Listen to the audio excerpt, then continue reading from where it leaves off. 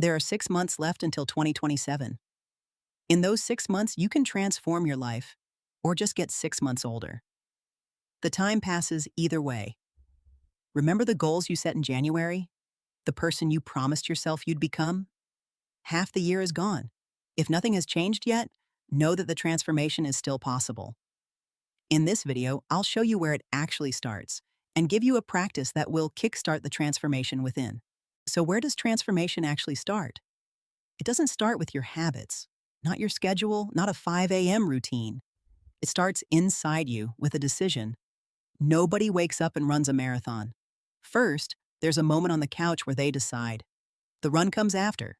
Decision first. Action follows. Every outer change is a reflection of an inner shift that happened before it. So this channel won't be surface-level productivity tips. We're going to the foundation. Thinking, beliefs, identity. That's where lasting change is born. But before we touch that foundation, let me take some pressure off. If you haven't moved yet, it's not a character flaw. Fear, comfort, your own brain. They all work to keep you where you are. Not out of cruelty, but out of familiarity. The brain loves what it knows. So here's my invitation. Let's do the next 6 months together. I'll post one video every Monday with tools, homework, and detailed explanations. Not to create a new you, but to uncover the person you were always meant to be. If that's what you need right now, subscribe and use the comment section to share your journey and ask questions, which will also help shaping this series. Now, maybe a voice in your head is already saying, nice words, but people don't really change. Fair. Let's answer that voice properly because what's happening in your brain says otherwise. Your brain is made of roughly 86 billion neurons, cells that talk to each other through connections. When you think a thought or take an action, a specific chain of neurons fires together. Do it again, and the same chain fires again. That chain is a neural pathway. Here's the best way I've found to picture it. A forest. The first time you walk through a forest, there's no trail. It's slow, awkward, branches in your face. But walk the same route every day, and a path forms. Soon your feet follow it without thinking. Your brain works the same way. Every repeated thought, every repeated action wears a trail. Neuroscientists have a phrase for it. Neurons that fire together, wire together. Each repetition strengthens the connection. The brain even wraps frequently used pathways in insulation, so signals travel faster. The pathway becomes the default. And the reverse is true. Use it or lose it. Trails you stop walking grow over. The brain prunes connections you don't use. This is neuroplasticity, the brain's ability to rewire itself. For a long time, science believed this stopped after childhood. We now know it doesn't. Your brain stays plastic your entire life. Slower than at age 5, yes, but the mechanism never switches off. So connect the dots. The life you're living now runs on the trails you've already worn. Every thought, belief, and action so far. Sounds heavy, but flip it. Trails can be rewalked differently. New pathways form when you do something new, which is exactly why growth lives outside the comfort zone. Familiar actions use old trails. Unfamiliar ones build new trails. This is also why change feels uncomfortable at first. You're bushwhacking while a paved road sits right next to you. Your brain will pull you toward the old road, not because it's better, but because it's cheaper. The brain is an efficiency machine. Repeat the new action anyway, and the math flips. The new trail widens. The old one grows over. One day the new way is the automatic way, and that's when a habit, and eventually an identity, has changed. One honest note. Forget the 21 days myth. Research suggests forming an automatic habit takes about 2 months on average, sometimes more. That's not bad news. That's just the terrain. And you have 6. Small decisions, repeated daily. Decision first, action follows. Every day you're choosing expand or contract. But here's the obvious question. If building new trails is just repetition, why don't we do it? What actually stops us from taking that first step off the paved road? In my experience, 2 things. And the first is the oldest one we carry. Fear. Fear of failure, of criticism, of success, even of your own potential. Sounds absurd, but sit with it for a second. Underneath all of them lives one master fear, the fear of the unknown. Quick test. Imagine your success is 100% guaranteed. Easy, everyone supports you. Would you still hesitate? The brain loves predictability. Unknown equals risk. Risk equals danger. That wiring kept our ancestors alive, and it still works at the edge of a cliff. But fear of your potential? That one isn't protecting you, it's limiting you. Here's a reframe that's been changing things for me. You are not one single solid I. Inside each of us live many subpersonalities. Semi-independent patterns, each with its own voice, its own beliefs, its own job. The inner critic, the pleaser, the achiever, the one who checks the door twice, the one who's afraid. You already know this from experience. One part of you wants to start the business. Another part lists every reason it will fail. One part wants to speak up. Another grabs the microphone of your mind and says, "Don't you dare." That's not you being broken or indecisive. That's subpersonalities disagreeing. Two psychological traditions mapped this, years apart, and landed on the same insight. Psychosynthesis, developed by Italian psychiatrist Roberto Assagioli in the early 1900s, was the first to use the word subpersonalities. Each one formed at some point to meet a need: safety, love, belonging, and then stayed, still running its old program.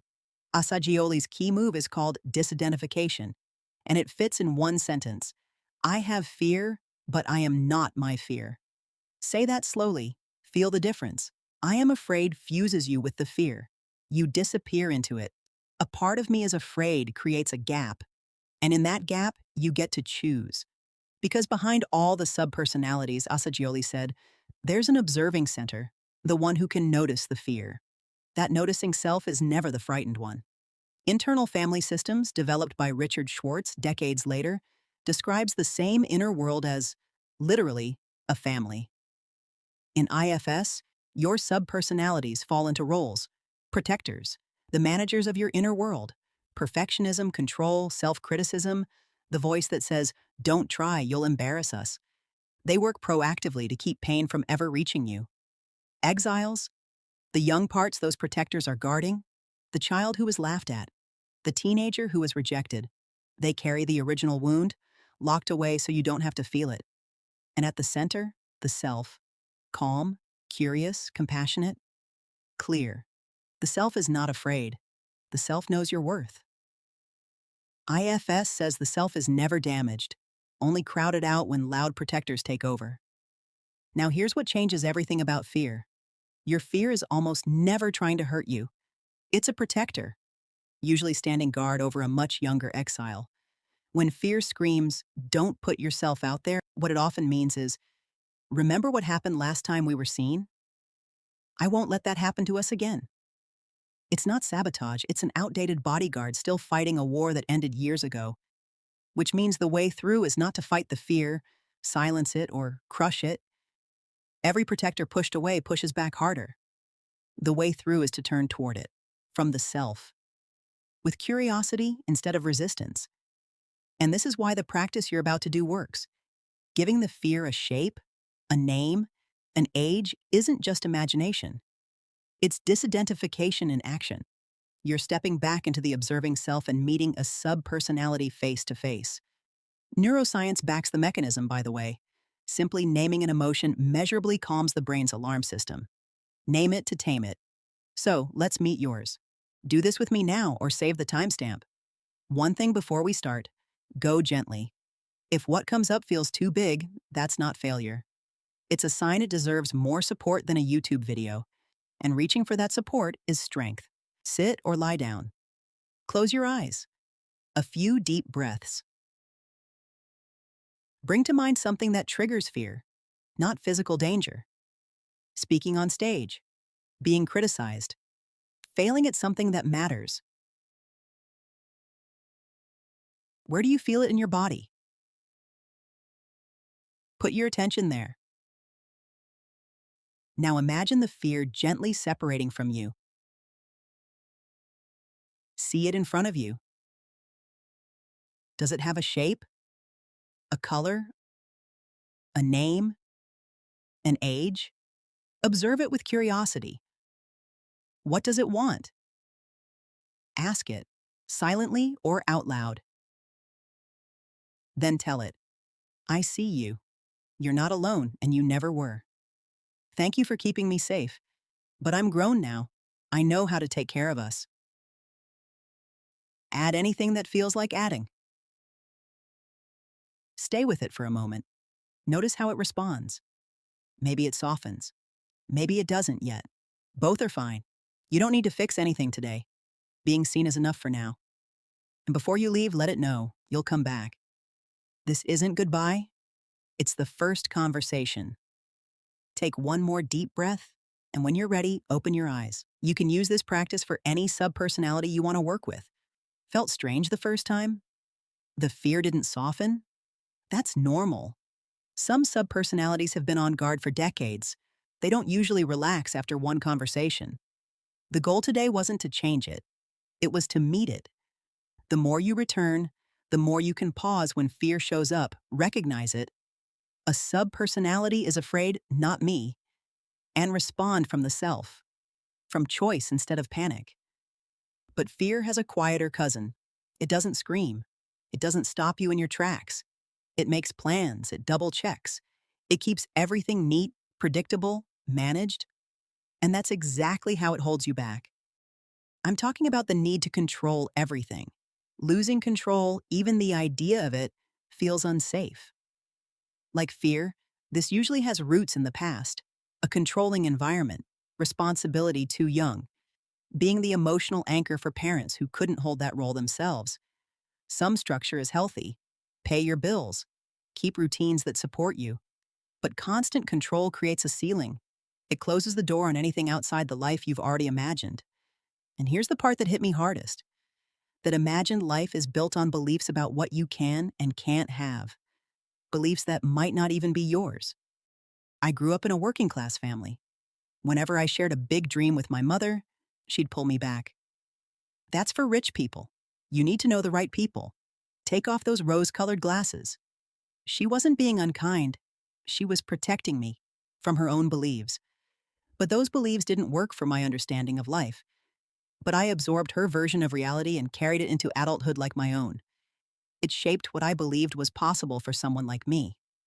I'm still untangling some of it. That's how ceilings get built, quietly, early, with the best intentions. The need to control everything is a way of staying inside those ceilings. False safety. Letting go isn't becoming passive or reckless. It's making room for possibilities you haven't imagined, for the life trying to reach you. And like everything on this channel, letting go isn't an idea to agree with. It's something to practice. So let's do it together, right now. Find a comfortable position, sitting or lying down, whatever your body prefers right now. If you're somewhere you can't close your eyes, just soften your gaze toward the floor. This works either way. Uncross your arms and legs, rest your hands open, on your lap or by your sides. Palms up if that feels natural. Open hands are a quiet signal to the body. Nothing to hold right now, nothing to manage. Now take a slow breath in and let it out. A little longer than the inhale.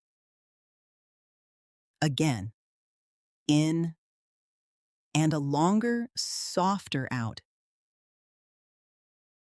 With each exhale, let something drop. Your shoulders, your jaw, the space between your eyebrows. You don't have to force it. Just notice where you're holding and give it permission to soften. Now imagine just above you a sphere of warm light, radiant, steady. It asks nothing of you. Slowly, its light reaches down and begins to surround you. Over your head, your shoulders, your chest, your whole body. Let it in. Feel it move through you, through your thoughts, through your breath, through everything you've been carrying today. And in this light, say, silently or out loud, I don't have to control everything for things to work out. Say it again, slower this time. I don't have to control everything for things to work out. Repeat it as many times as you need. not to convince yourself, just to let something in you soften toward it. Now, one by one, imagine handing things over to the light, the worry you woke up with, the plan you keep rehearsing, the outcome you keep gripping. Place each one into the light and watch it dissolve. You're not giving up on these things. You're just putting them down for a moment. They'll survive without your hands on them. Notice how that feels. Even a little lighter is enough. Before we return, while you're still in this lightness, bring to mind something that brings you joy: a sunset, a person you love, your pet, a piece of music, fresh air after rain. Let one appear, then another. If only one or two come, that's plenty. Let them move through you. Take one more deep breath, and when you're ready, come back. Open your eyes. Do this any time of the day when you can find a quiet moment for yourself. Pause a little longer at something beautiful. Joy isn't a reward for progress. It's part of the path. Fear and control.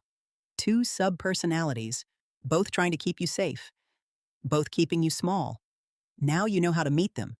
Before you go, one last thing. The discomfort ahead, boredom, loneliness, uncertainty, isn't a sign something's wrong. It's a sign something is shifting. Comfort kept you safe. Discomfort grows you. Your homework for this week: make the decision that this transformation matters to you. Then follow it with action. Do each practice at least once a day. And know this: it's still possible. Don't give up on yourself. You have so much potential, and you deserve to be joyful, no matter where you are in life right now. Decision first, action follows. And tell me in the comments, which block is louder in your life, fear or control? I'll read everything, and it shapes what comes next. If you want to be the person 2027 you thanks, subscribe. See you next week.